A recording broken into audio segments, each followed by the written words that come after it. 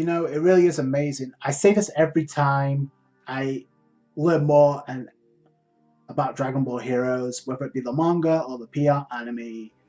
It really is amazing the potential it has to, like, if this is a full feature anime, how much of a goldmine this would really be. It is amazing. Like the concept, the content, the execution is there. Now, obviously, it's a promotional anime, but you never say never, especially after the Wii Pad when it comes to Dragon Ball. Okay, but I wanted to dive into this chapter because there was a lot to dissect when it comes to the finale.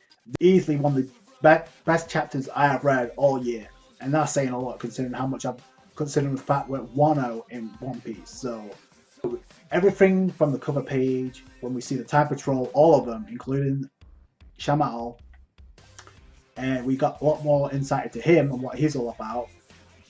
To the Time Breakers, all the Demon Realm, Mechikabura, Shroom, Demon God Deborah, obviously you got Gravy there, Poutine, Mira, Toa, and obviously Salsa. You got Future Trunks, Xeno Trunks, and Chronoa at the forefront because they pretty much started the Time Patrol. You got Xeno Goku, Vegeta, Gohan, Shamel, and Goten, which is interesting because I think this is actual order to where we got these characters introduced in order. Now the Time Patrol's in order when it comes to like introductions. Like Goten, obviously the latest recruit. We knew that was going to happen considering the promotional stuff we've seen, but here we got more context, which I always appreciate. So we start the chapter off in Hell with Vegeta and the Demon God Shroom fight pretty much resolved, and it looks like an even fight. And you got Shroom putting down Vegeta. You're looking pretty weak, obviously. And I said this before.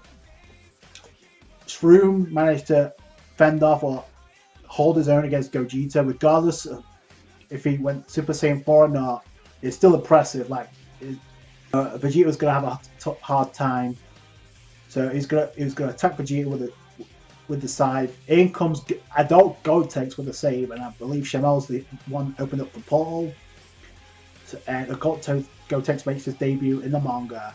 You see, obviously, Goten and Trunks in the speech bubble saying those two feud. And you got Chronoa and Gohan attending to Vegeta because obviously he's worn out. So is Chronoa, by the way. She hasn't recovered. The interactions, even in a serious chapter like this, was great. Like Chronoa being herself, to the facial expressions, like when he was introducing himself as Gotenks, and then Chronoa is remembered by when Goten introduces himself. Wow, he's such a flirt. Like Goten trying to hit on Chronoa, trying to heal up, patch up Vegeta so that he can be that asset in the Demon Realm, because obviously Goku's by himself, face down, taking that L. And obviously Broly, and I don't know what the hell happened to Broly in this chapter. I guess he was done with. This was great. So the time-space rift is closing. Chronoa's like, what you think we brought you along for? Open up a portal already. The facial expressions, like people want to jump all over what Oda did, and rightfully so with Nico Rabi, because it was so out of character, out of place. It didn't belong in that chapter. But this is a freaky looking shot. I'm sorry, expression. This is one thing that I've appreciated as a character. Way more funnier, and way more epic than what we got on Xenoverse 2. Just my opinion, but there's more depth in a manga than there is in a game. So the facial expressions are there. Obviously, Gohan addressing Shamal as Mr. Sorcerer, so that's annoying him. So he opens the portal. He gets triggered by this. He's talking, and Vegeta's actually so concerned for Chronoa be in a Vegeta way. It's like, don't be overburdened, but Chronoa's like, you don't have to worry, I can fight too. That's a more appropriate panel for Chronoa. Then we go over to the Demon Realm, and Mechikabura's about to summon Shenron with the Dark Star Dragon Balls. We see the rest of the Demon Realm, like kings of the throne, like pimps. After they've put in the work, they've got what they wanted. You see the father at the bottom. That's a beastly looking throne, by the way, where you see Mechikabura and the skull in the background with the horns, the two horns representing the demon gods, I guess. So that's a great looking shot. And if you notice in the background, there's like platforms, and you see mounts with I guess like horns on them. We get more detail in the Demon Realm. So I really want this in the anime because they could do so much with an art like this. Gravy putting down Shroom for letting Goku get in the time rift in the previous chapter 9 to try the interactions this is so much better than the Ginyu Force if it was done in the anime, because you don't expect characters to act like this demon gods. Like, you got Gravy like getting on Shroom's case for messing up. You got Salsa there with the expression like, oh, what the. You got Poutine with the nonchalant expression, as always. I'm great accustomed to Poutine, I really am. Like, this muscle head can be so annoying. On the opposite side, you got this sentence about each other, where you got Gravy, Shroom, and Poutine and Salsa, but on the other side with Toa, Deborah, and Mira, there's more of a connection. Like, they actually care about one another. Like, you got Toa saying, "Oh, you okay, Deborah?" You got Deborah saying, "Sorry for putting you through so much trouble." Mira saying, "Don't exert yourself, Toa." After all, it's amazing she's able to transform in this chapter, by the way, considering she got wrecked by Broly. So, props to her for that. So, there's key. The obviously says the Time Patrol arriving, and obviously they all arrive with Goku. So I guess he's back up. So, and you got Chronoa leading the charge with, and you got Toa's like, "You persistent bastards." She transforms into a demon god form, so she does have, in her state, she's able to transform. So that's impressive. She orders like the father soldiers to go out and take care of this. Obviously, Gotenks Super Ghost Kamikaze attack to take care of the father. And then we get Vegeta saying, "Oh, Goku, you're actually your Super Saiyan 4 state, right? You're not restricting your power." And then Chronoa's like, "So run wild as much as you like." And that's exactly what Vegeta needs to hear. He powers up to Super Saiyan 4 finally. And then he fires an energy blast. I don't know if that's the final shine or just to get just a normal blast, but either way. And what's funny about this, like I said, the interactions was great, even in a serious chapter like this. You see Shamal powering up to a demon god, right? And then Gotenks is like, he's getting roasted by Shamal. Like, step outside, your way you're fighting is so insufficient. Like, damn, even as an adult, he's getting roasted. So he transforms into a demon god. So that adds more layers to his character. What we can expect more from Shamal, because we're going to see this character again in the future, especially with where this chapter ended. So we're being sucked in. He creates a vortex or a pot. So, and I love the form he has. His costume changes as well, similar to most of the demon gods. So, and you have, I guess it's Deborah that brings up. You got Salsa bringing up why is he helping the Time Patrol. Deborah's like, "Yo, that redhead Shaman's from the vanished sect in the Demon Realm. Like, they're ready to go. Like, they're not screwing around here. So it's about to break down." Toa's like, "You're one step too bad. The ceremony's already started." Chronoa's freaking out. The Shaman's summoned, and obviously Benchikora states his wish: "I want to be revived with my full youth." Shades of Piccolo, and conveniently enough, Dark Shenron says, "This is going to take some time to give as a plot point." Obviously, to give Time Patrol and the Demon Realm to fight. So that's the Dark Shenron. Obviously, they go in, and the collision is there. You have each of the Demon Realm paired up with the Time Patrol. And look, Toa and Mira actually taking on Gotenks with the Super Ghost Kamikaze attack. You got, and it looks like the tank and the hits, quite honestly. But then again, we don't see him go beyond base. So Vegeta's taking on Gravy, so that's an interesting fight. Obviously, Vegeta, Goku against Shroom. You got Poutine versus Gohan and Salsa versus Shamal. Meanwhile, I didn't notice this until it actually happened, but Deborah is the only one left unattended. Chronoa's trying to break through. Here comes Deborah. Gotenks comes in with a save. The attack did work on Toa Mira because they were out of the picture for that point in time. And then they defuse. Speaking of timing, and Gotenks like, "Trunks, go on ahead, help your wife throughout." So Vegeta gets a shot to Gravy, but it doesn't do anything because Vegeta's worn out from his previous fight.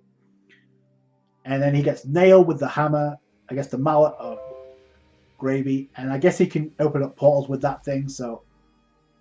And then he gets knocked right into Goku. He's like, "Oh, I'm in bad shape too." Vegeta's like, "Let's do it. Let's do fusion." Shamal's like, "Let's buy some time." He finds a way to seal up every one of the tank breakers. Like, everybody's is trapped behind barriers. Like, even Toa and Mira can't do anything. He's like, I can only hold him for 20 minutes, or 20 seconds, sorry. While this is happening, they go back to the fusion, the Metamorian fusion. Gravy uses lightning destructive announcement to punch through the barrier, but it's too late. Here comes Gogeta in a beastly way, doesn't waste any time. Shades of Luffy against Honey Jones, kicks him right in the gut. It actually kicked him right in the chest, actually. That's an epic entrance. Like, Poutine's the only one who doesn't care about this. It's hard to say because she has the same expression from far up. So I think that's a gag with her. You have Gohan and Goten powering up. You got Toa, Mira, and Deborah like working together. So I like we got more depth to their characters. Like, they may be menacing, but they have loyalty to one another. So that's kind of cool. You see Gohan fire a shot. It looks like Toa deflects a blast to help out Deborah. You got action panels happening all over the place. You got Shroom trying to land an attack on Trunks. It avoids the attack. And if you notice, Mira is actually trying to launch an attack at Gohan. So he's trying to take on all three. So I got to give props to Gohan for that. Then Gogeta's taking on Gravy. Poutine's the only one unattended at this point. So, and then Shamal realizing all has failed. And Salsa, who's actually fighting Shamal, is it when I take my leave because I can't get I plan to steal the Dragon Balls failed because the wish has been fulfilled. To try and attack Chronoa. Here comes Trunks with the save, of course. So, Trunks uses Super Saiyan 3 for the first time in the manga. So he cuts through the fodder. While this is going on, looks like Shaman's about to dip, and because obviously the rush has been made. Before they can go any further, he gets nailed by Shenron. And obviously this means the revival of Mechigo Bora is close at hand. You see him, his youth being restored. And Chronoa's like, yo, this is not good, freaking out. So you did well for coming this far, Kai should have time. And she finally uses the form we've seen before. So like, don't count at it. She uses her released form that she's been stored up all this time. I wanted to know more about this form, like really. And you see the symbol on her head, like light up on her forehead. Obviously, she transforms into Bay mode. And I'm betting everything on this to stop your plans here. She uses a technique called Time Labyrinth, where she seals the flow of time. Wander with me forever outside the flow of time, Dark Demon Realm. So it looks like she sealed up the Demon Realm in her own time. She sealed the timeline up. That's what it looks like to me. So she sealed up Mechigo Bora. So even if he's revived, he can't do anything. And I guess Chronoa can't escape because they're trapped here. So keep in mind, none of the Time Breakers or none of the members of the Demon Realm have been defeated. The seal, okay? So now then, farewell. So this is, and then we get a touching goodbye from Chronoa. She's like, take care of Toki Toki. And a farewell to Trunks. Trunks freaks out, obviously. And she sends him back into the time nest because the Demon Realm no longer exists in the time scrolls when Trunks tries to check it. So it's hard to say what happened for sure, other than the fact that the Demon Realm got sealed for now. And then we move over to another place, and we see Shamal talking to someone. He failed in his mission to steal the Dragon Balls. However, I saw he managed to get Mechigo Bora and his demon gods, as well as that troublesome Kaishi of time. We see it's none other than Demigra. So Shamal's been working under the demon god Demigra all this time. So I knew there's something we could trust, and about that staff. It's definitely like Demigra's, like a demon god. Should have known. I mean, his appearance is pretty much similar. So it's time we made our move. So they're going to move in. So they're part of the story too. Whenever that decides to brush up after the Prison Planet arc, that's Lord Demigra. So they're about to make the move. We see Trunks at the Time Nest have some time crystals, like to give to each of the Time Patrol to return to their own timelines. Like, but they're not taking that. Vegeta's like, no, come up with a plan to defeat those bastards. We're not dipping out of this yet. And Goku's like, I want to fight them too, which to me is foreshadowing for a return fight at some point. Because there's no point in having to say that if it's not going to happen again. So I love how things get wrapped up, but at the same time, it sets so many plot points for the future in the manga. I can only wish it happens in the anime. We'll have to wait and see. We could ask the character if time to send us back once we rescue her. So Trunks is like, yo, we're going to rescue her. We see a shot of space in time, and the orb, I guess, where they're trapped in, which I can only assume is a demon realm. We will save you, the time patrol. And that's how the chapter ends, and the arc ends, and with more set up for what's to come down the future. Now, before I wrap this review up, there was a leak footage of Super Saiyan 3 combat about a month ago in the game, in the cutscene in the game, before we ever saw it in episode 5. So that's how I knew Super Saiyan 3 may be incorporated with combat in the PR anime. Another thing that was incorporated was we saw Mecha and Chronoa make an appearance. So I don't know what this means for the future, but just keep that in mind. I'll leave a link to that video in the description box below if you want to check that out. So it's there. So I can't wait to see if and when we decide to return to this. Hopefully we do, because things are unresolved yet. So that's it from me. Thanks so much for watching. Like this review. Grab channel for more Dragon Ball Heroes. Catch you guys later. Bye.